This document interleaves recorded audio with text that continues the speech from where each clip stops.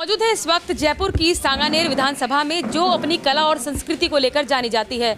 इस वक्त जो है राजस्थान पूरी तरीके से चुनावी रंग में रंगा हुआ है।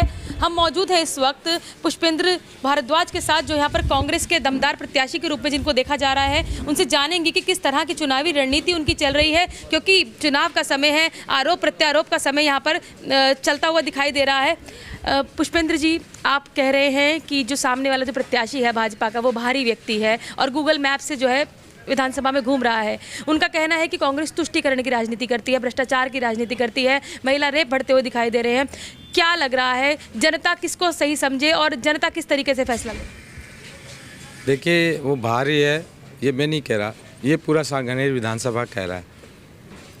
सैकड़ों उनसे जब सवाल जवाब किए थे भास्कर वालों ने, तो भास्कर ने ओपन क्वेश्चंस रखे थे। उसके अंदर भी सैकड़ों लोगों ने उनसे ये क्वेश्चन किया था कि आप तो भरतपुर से लड़ना चाहिए था, आप तो भरतपुर के थे। दूसरा, वो विधानसभा का चुनाव लड़ रहे हैं, अभी उनको प्रदेश का मुख्यमंत्री नहीं बना दिया है। जो तुष्टीकरण की राजनीति कांग्रेस कर रही है, वो कर रही है, फालतू की बातें करते हैं। यहाँ सांगानेर की बात करें, सांगानेर की विकास की बात करें, सांगानेर में उनका क्या घोषणा पत्र है, अभी तो उनका घोषणा पत्र ही नहीं बना। घोषणा पत्र बनाने के लिए उनको 5 साल लग जाएंगे, क्योंकि वो जो गली मोहल्ले को नहीं जानते। उनसे मैं एक वार्ड के एक कॉलोनी का नाम पूछ लूँ तो वो नहीं पता। किसी वार्ड के अंदर मैं कहूँ ना कि लो अर्जुन नगर के अंदर आपको छोड़ के आ जाते हैं, उनको मेन रोड पर आने में 2 घंटे लग जाए। तो ऐसे व्यक्ति को फालतू की बातें करने का कोई हक नहीं है, और जनता उनको जवाब देगी कि यहाँ विकास की राजनीति चलेगी, तुष्टीकरण की राजनीति चलेगी। पुष्पेंद्र जी, आप लोगों के बीच में रहे हैं पिछली बार चुनाव में हारने के बाद भी। किस तरह के मुद्दे हैं सांगानेर की जो जनता है, क्या चाहती है सबसे पहले सांगानेर के? सांगानेर के मुद्दे ख़त्म ही नहीं हुए, कभी ख़त्म करने का प्रयास ही नहीं किया। 20 साल से यहाँ बीजेपी के लोग जीत रहे हैं, और मुझे कहते हुए शर्म आती है कि इस हिंदुस्तान में जो सबसे निकम्मे कोई विधायक बने होंगे ना बीजेपी के, तो वो सांगानेर में बने, क्योंकि इनको गलतफहमी है कि हम बीजेपी का यहाँ ये जनाधार वाला क्षेत्र है, बीजेपी का गढ़ है, और हम जिसको भी चाहेंगे, जिसको भी यहाँ सांगानेर की जनता पर थोप देंगे, जनता उसको जिता कर भेज देगी। जनता ने 4 बार देख लिया थोपे हुए लोगों को जिता करके, और उन्होंने जनता को निराश ही किया। सांगानेर में मूलभूत सुविधाओं का भी अभाव है। आज अभी मेन रोड से आ रहे हो ना, अभी डिवाइडर युक्त रोडें दिख रही है। ये माननीय अशोक गहलोत जी के आशीर्वाद से सांगानेर का बेटा, जयपुर का बेटा, यहीं जन्मा, यहीं बड़ा हुआ, यहीं पढ़ा, पुष्पेंद्र भारद्वाज की वजह से है। City park, Jaipur Chowpatty, English medium के 18 मॉडल स्कूल, शिक्षा मंत्री रहते हैं तिवाड़ी जी, एक कॉलेज नहीं खुलवा पाए थे। मैं तो बिना पद के 4 गवर्नमेंट कॉलेज खुलवा चुका हूँ, यहाँ पे सैटेलाइट हॉस्पिटल दिला चुका हूँ। जनता समझेगी इस बात को? इस बार निश्चित तौर पे जनता समझ चुकी है। पार्षदों के चुनाव में बीजेपी से 5000 ज़्यादा वोट आए हैं। ये गढ़ की बात करते हैं, इनके गढ़ तो ढह चुके हैं। ये जो खंडर, इनकी दीवारें जो बच जाए वही काफ़ी है। राजस्थान की जनता हर बार सरकारों में परिवर्तन करती है, ये देखा रहा है। क्या इस बार परिवर्तन होगा या वो रिकॉर्ड भी टूटने वाला है? क्योंकि भाजपा का कहना है सनातन की जो रक्षा है वो भाजपा करेगी। सनातन के रक्षक हम भी हैं, उनसे ज़्यादा हिंदुत्ववादी विचारधारा के हिंदू हैं। वो सिर्फ राजनीति करते हैं, फालतू के अंदर चुनावों के अंदर इस तरह का गाय पाकिस्तान, हिंदू मुसलमान, ये मुद्दा उठाना उनको आता है। आज हिंदू की रक्षा करना हमारा भी धर्म है।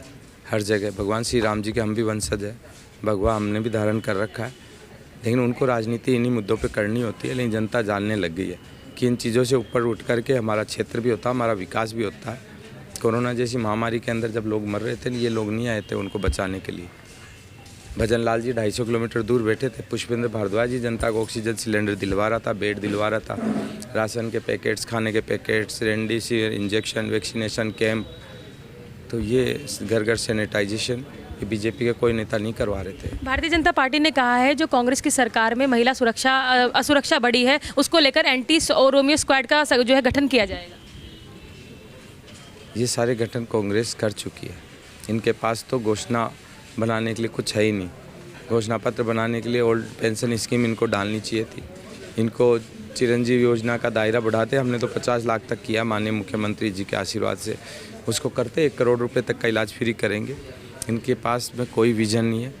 महिला अत्याचार वहाँ यूपी में कितने हो रहे हैं, महिलाओं को रातों रात रेप करके जला दिया जाता है, और उनके मुख्यमंत्री के और उनके मंत्रियों के लड़के, जो मंत्री जी के लड़के हैं, आम जनता पे, किसानों के ऊपर खुलेआम गाड़ी चढ़ा देते हैं। कितने लोग मारे जाते हैं, जेल में सड़ते हैं। तो ये सारे पूरा देश देख रहा है। इनकी कथनी और करनी में बहुत फ़र्क है। आपका कहना है कि आप सांगानेर के बेटे हैं और आपने सांगानेर के लिए जो बहुत कार्य किया है और जनता इस बार आपको उसका रिजल्ट भी देने वाली है, तो सांगानेर की जनता से क्या अपील करेंगे पुष्पेंद्र भारद्वाज? जनता से मैं इतनी अपील करूंगा कि जनता जनार्दन ने मेरा काम देखा है, 365 दिन 24 घंटे खुलने वाला कार्यालय देखा है। जनता ने जहां मुझे याद किया, मैं जनता के बीच रहा हूँ। जनता को लगता है कि मैंने निस्वार्थ भाव से बिना किसी पद पर रहते हुए यहाँ सांगानेर की देवतुल्य जनता की सेवा की है, तो मेरे को सेवा का फल मिलना चाहिए। 20 साल के कुशासन के खिलाफ, यहाँ कुशासन इसलिए कहूँगा कि 20 साल में आम जनता को उनकी जन सुविधाएं, उनके मूलभूत अधिकार जो नहीं दिला पाए, जो बीजेपी के लोग थे, जब उन निकम्मों को आपने 20 साल दिए, तो मैं तो एक कर्मयोगी इंसान हूँ, मुझे 5 साल देना बनता है। बहुत बहुत धन्यवाद। तो ये थे पुष्पेंद्र भारद्वाज, जिनका कहना है कि जो कार्य उन्होंने किए हैं जनता के बीच में रहकर, उसका जो फल है जनता उनको देने वाली है और जीत के लिए आश्वस्त दिखाई दिया। आप देखते रहिए द भारतवर्ष न्यूज़।